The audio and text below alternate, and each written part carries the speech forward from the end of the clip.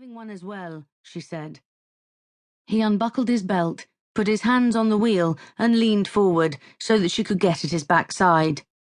"It stings," he said. "Don't be such a baby." Then she pulled up her skirt and stuck the last syringe into her thigh. "And you only want the safe?" the man asked as he opened the door and got out. She smiled, leaned down over the briefcase, and put 2-liter bottles of San Miguel in the little cubbyhole between the driver's and the passenger's seats. "Only the safe," she said. "The rest is yours. Help yourselves." The driver looked at the beer and laughed. The fat man had got his tools and the tubes out and had put them beside the gate to the house. "And you can guarantee that this'll knock them out?" he wondered, regarding the canisters with a degree of suspicion. They didn't look like they usually did. He peered up at the house as the full moon shone from a gap in the clouds. They needed to get going. She concentrated and tapped in the code to open the gate. The panel on the alarm turned green and the lock clicked. "Oh yes," she said. "It's guaranteed to knock them out." TT News Agency, 9:13 a.m. Urgent. Attorney General demands judicial review of triple murder case. Stockholm TT.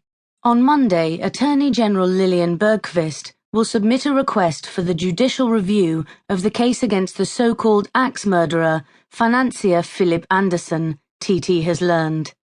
Philip Andersson was sentenced to life imprisonment for 3 brutal murders on Söderström in Stockholm. He has always maintained his innocence. In December last year, once the real murderer was killed, Philip Andersson was finally able to tell the truth, says his lawyer, Sven-Göran Olin. Philip's sister, Yvonne Nordin, carried out the murders. Almost 4 years ago, Philip Andersson was found guilty in both the City Court and Court of Appeal, and received the maximum sentence available for 3 counts of murder, blackmail, extortion, and desecration of a grave. All 3 victims, 2 men and a woman, were mutilated during the attack. The evidence against Philip Andersson was regarded as weak even during the previous trials. He was convicted on the strength of a DNA trace from one of the victims on his trouser leg, a fingerprint on a door handle, and an unpaid debt. The Attorney General's submission to the Court of Appeal will summarize the evidence the prosecutors are planning to present. Continued. Copyright TT News Agency and the author of the article. The Princess in the Castle Among the Clouds. The light was utterly white. It drifted through the rooms like a stream, around chandeliers and curtains and stags' heads. She could hear it whispering and giggling by the beams in the ceiling. It was so easy to breathe. In fact, the air was so clear and pure that sometimes she became a feather, a silent pale blue feather that swirled around in the white light on sunbeams and tapestries of hunting scenes. I said she was silent, didn't I?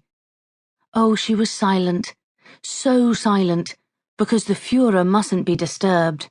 Everybody spoke quietly and respectfully in the castle among the clouds, and thick rugs on all the floors and stone staircases took away their whispering and hid it in a safe place.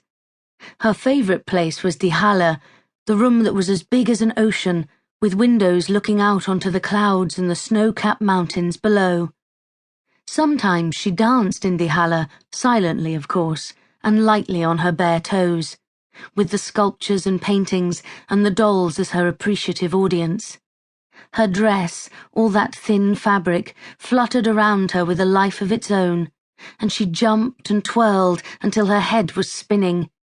She was a princess, the princess in the castle among the clouds, and she danced for the horses and the dead deer and all the beautiful wooden carvings on the ceiling. Nana always tried to stop her, of course, but she ignored her. Nana was just a grubby Landwirt-Mädchen who had no right to tell her what to do, because she was the princess in the castle among the clouds. Once she danced right into the Führer. Nana, the stupid woman, had run off crying because she had bitten her arm, and she had been able to dance for ages all on her own in die Halle. But the Führer wasn't angry with her, not at all.